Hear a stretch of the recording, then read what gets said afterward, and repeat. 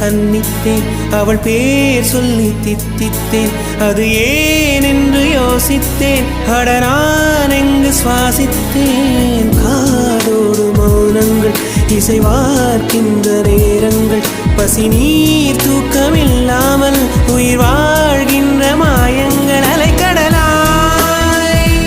இருந்த மனம் துளி துளியாய் சிதறியதே ஐம்புலனும் என் மனமும் எனக்கெதிராய் செயல்படுதே விழி காண முடியாத மாற்றம் அதை மூடி மறைக்கின்ற தோற்றம்